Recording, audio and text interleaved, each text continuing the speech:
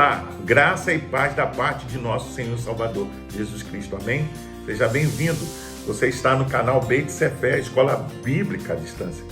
Eu estou muito feliz e grato a Deus pela sua audiência, pela sua participação, pelos inúmeros comentários que tenho recebido semanalmente.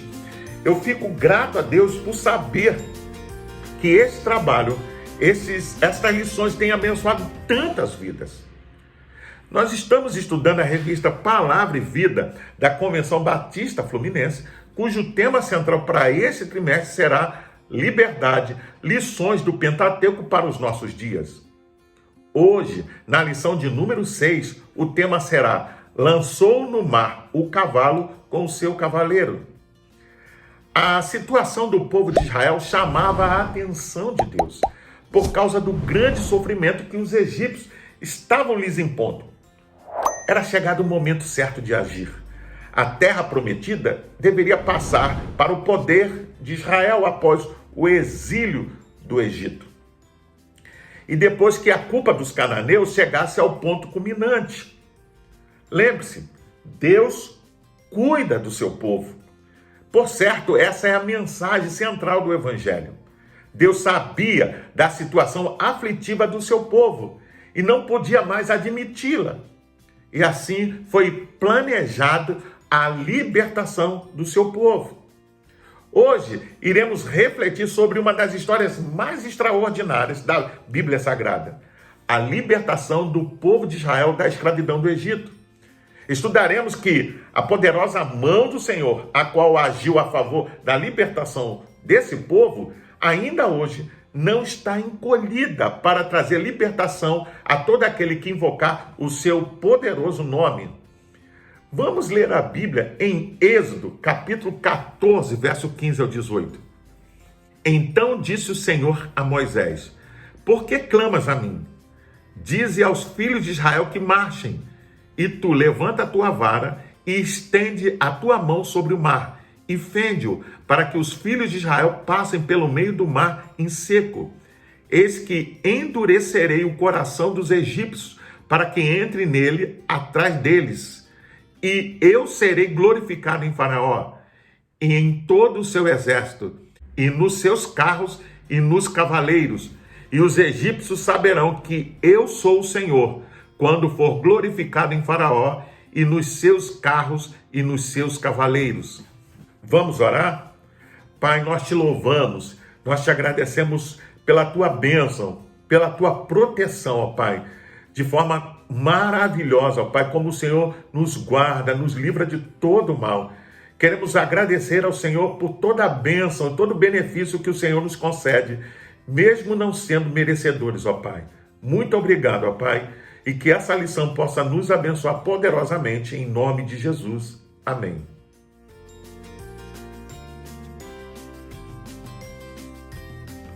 O comentário do Antigo Testamento Champlin diz que o pacto abraâmico foi confirmado a Moisés. Ele foi nomeado para tornar-se um instrumento especial desse pacto, passando a desempenhar um papel central para tirar Israel do Egito e para fazê-lo voltar à terra prometida. Jacó e seus filhos, ao fugirem da seca na terra de Canaã, desceram ao Egito para estarem em companhia de José. Você pode ver isso em Gênesis capítulo 46 ao 50. Isso armou palco para o exílio e a escravidão naquele país. Agora, essa situação seria revertida e o cronograma de Deus estava avançando para uma nova fase. Moisés foi o homem escolhido por Deus para aquele momento crítico.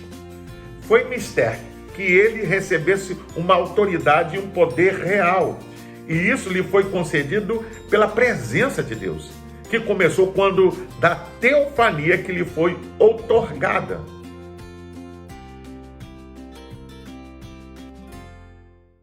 Os anos se seguiam e os israelitas amargavam um cativeiro terrível de 400 anos no Egito. Sem dúvida, aquele foi um tempo de muita humilhação devido à condição de escravos postos para realizarem trabalhos forçados. Deus parecia estar em silêncio diante do clamor de um povo. o qual orava e implorava por ajuda. Durante esse tempo, porém, Deus preparava seu povo. Não podemos nos esquecer de que esse cativeiro foi anunciado por Deus a Abraão e duraria 400 anos. Aprendemos que o plano de Deus tem um tempo e uma condição para o nosso crescimento, mesmo que muitas vezes não venhamos entender a demora e a circunstância. Para aquele povo, Deus parecia distante e impotente para ajudá-lo. Todavia, não estava e nunca estará. Deus não socorre de forma atrasada, mas Ele usa todas as coisas para o louvor da sua glória e para o nosso crescimento. Assim, todos os acontecimentos no mundo e em nossa vida ocorrem conforme a sua vontade, dentro do tempo que Ele estabeleceu. Vamos ler a Bíblia em Êxodo, capítulo 3, versículo 6 ao 8, a parte A. Disse ainda: eu sou o Deus de seu pai, o Deus de Abraão, o Deus de Isaque, o Deus de Jacó. Então Moisés cobriu o rosto, pois teve medo de olhar para Deus.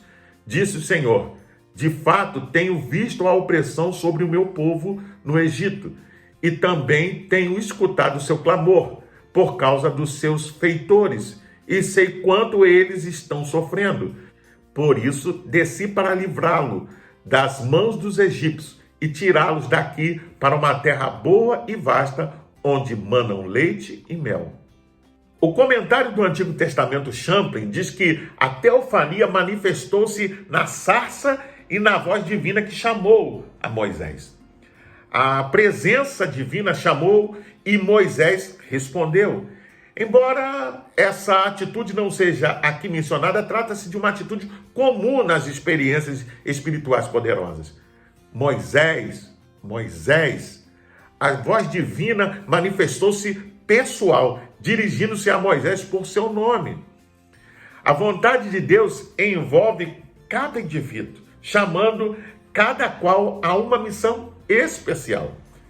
Deus conhece os que lhe pertencem, tal como diz o ensino sobre o bom pastor, em João capítulo 10. E o trecho do Salmo 23. Deus manifesta-se individualmente e não coletivamente. O Senhor conhece o seu povo um por um, chamando-o por seu nome. A repetição do nome Moisés indica familiaridade e um afeto veemente por ele. Na libertação do povo de Israel, podemos observar a grandeza extraordinária e sobrenatural do Senhor. O grande projeto de Deus era resgatar um povo exclusivo para ele, capaz de testemunhar a todas as nações que foi salvo da escravidão para a liberdade, unicamente pelo seu poder. Essa libertação deveria ser profundamente marcante e deveria estar gravada na mente e no coração de Israel, de modo que todas as gerações futuras se lembrariam. Assim, quando qualquer israelita passasse por qualquer outra opressão ou provação, se recordaria desse acontecimento e de que a salvação vem do Senhor. Portanto, a grande libertação de Israel da terra do Egito é um dos exemplos mais emblemáticos do poder de Deus. Com efeito, o Senhor efetuou extraordinários sinais e maravilhas diante de um faraó de coração duro e de um povo com a mente cauterizada pela escravidão. Esses sinais são conhecidos como as 10 pragas, ou os 10 sinais do poder de Deus para subjugar o coração de Faraó e libertar o povo de Deus. Vejamos quais foram esses sinais.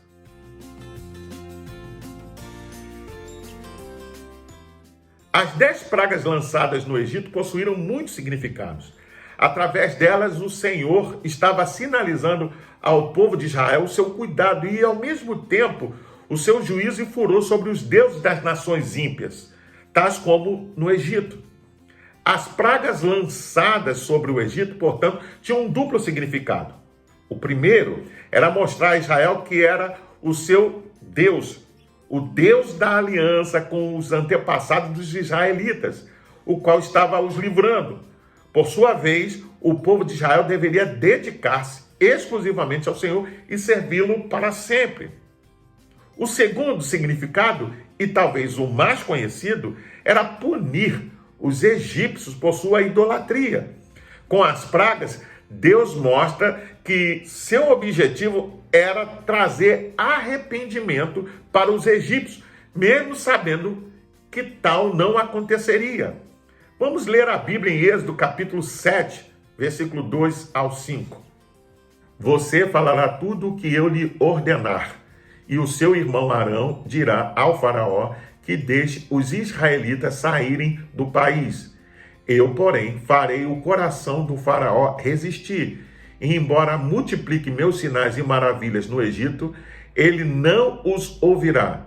Então, porei a minha mão sobre o Egito, e com poderosos atos de juízo tirarei do Egito os meus exércitos, o meu povo, os israelitas.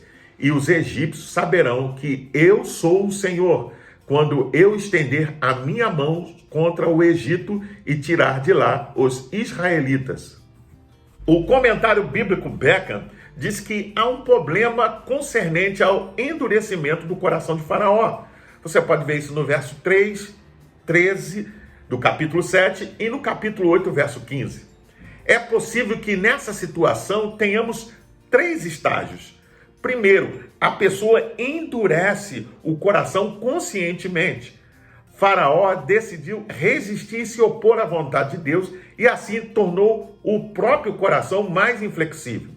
Segundo, em consequência disso, o coração se endurece pelas ações das leis psicológicas. Terceiro, quando Deus viu que Faraó estava determinado a resistir, ele mesmo endureceu o coração do monarca. Certamente, não devemos dizer que Deus leva um homem a ser mau.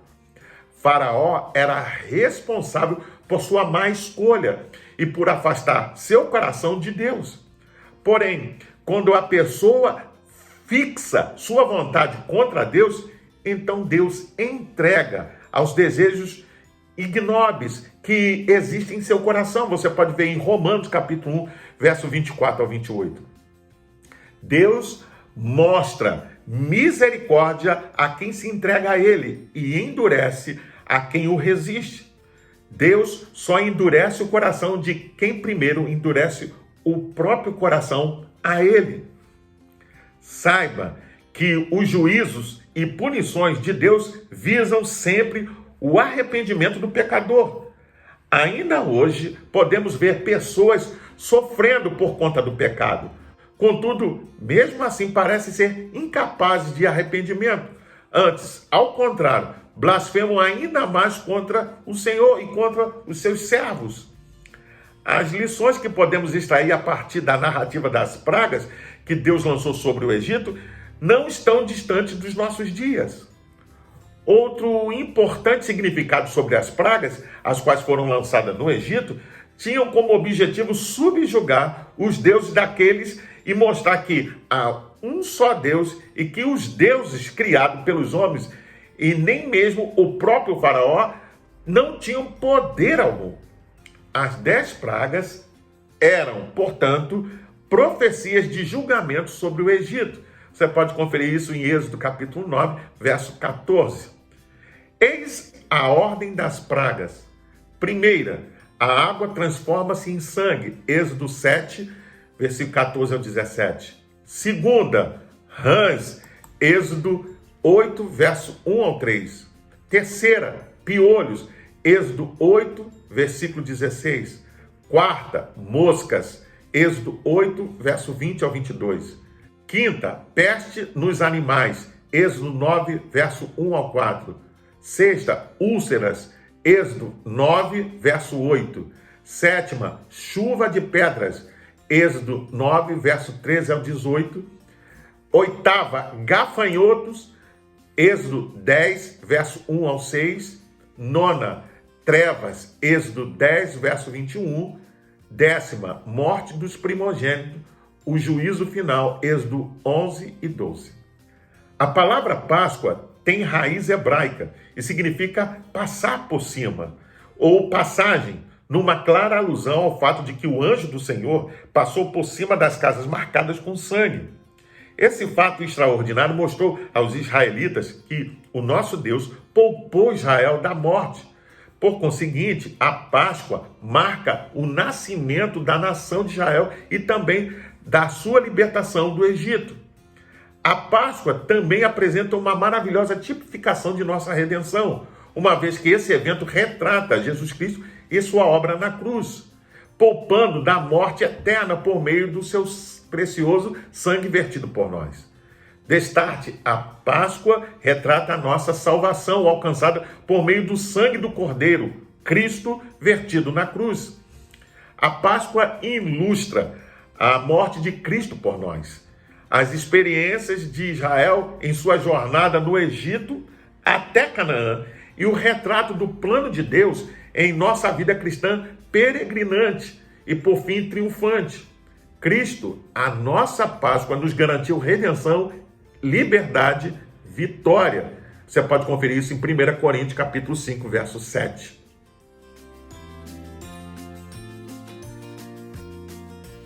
A travessia do Mar Vermelho é dramática e, ao mesmo tempo, emocionante. A Bíblia Sagrada nos mostra que, mesmo depois de todos os sinais e reveses, o povo egípcio sofreu. Faraó, obcecado em não reconhecer sua derrota e dos seus deuses, junta o seu exército e vai ao encalço do povo de Deus. Moisés, por sua vez, direcionado por Deus, conduz Israel em direção à terra prometida. Entretanto, no caminho, depara-se com o Mar Vermelho. Que grande teste de fé! Por detrás do povo, Faraó e todo o seu exército, e pela frente, um grande mar. Qualquer pessoa poderia supor que Israel estivesse sem saída e completamente derrotado diante dos egípcios.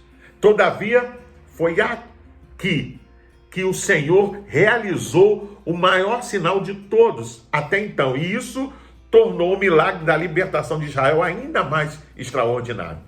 Vamos ler a Bíblia em Êxodo 14, verso 13 ao 15. Moisés, porém, disse ao povo: não temais, estai quietos e vede o livramento do Senhor, que ele hoje vos fará. Porque aos egípcios que hoje vistes, nunca mais tornareis a ver. O Senhor pelejará por vós, e vós vos calareis. Então disse o Senhor a Moisés: por que clamas a mim? Dize aos filhos de Israel que marchem. O comentário da Bíblia Diário de Viver diz que os israelitas foram apanhados contra o mar. Os israelitas pensaram que estavam definitivamente perdidos. Depois de ter visto a poderosa mão de Deus liberando-os do Egito, da escravidão, sua única resposta foi o temor, os gemidos e o desespero. Onde estava a confiança em Deus? Israel teve que aprender através de repetidas experiências que Deus estava junto com eles para ajudá-los. Deus preservou estes exemplos nas Escrituras para que aprendamos a confiar nele desde a primeira vez. Se analisarmos a fidelidade de Deus no passado, podemos evitar o medo e as queixas quando enfrentarmos uma grande crise. Este é o primeiro exemplo da queixa dos israelitas. Sua falta de fé em Deus é surpreendente. Entretanto, quão frequentemente nos vemos fazendo o mesmo, nos queixando pelas inconveniências ou pelas aflições? Porém, Deus abriu caminho no mar e toda a nação atravessou o Mar Vermelho sob terra seca. Todavia, o mesmo mar que foi salvação para Israel tornou-se condenação para o Egito, pois Deus usou as águas para afogá-los e separar definitivamente Israel dele. Assim como a Páscoa retrata a morte de Cristo, podemos dizer que a travessia do Mar Vermelho ilustra a sua ressurreição. Também representa uma das maiores manifestações do poder de Deus no Antigo Testamento. A Páscoa é a redenção por meio de sangue, e a travessia do Mar Vermelho representa a redenção por meio de poder.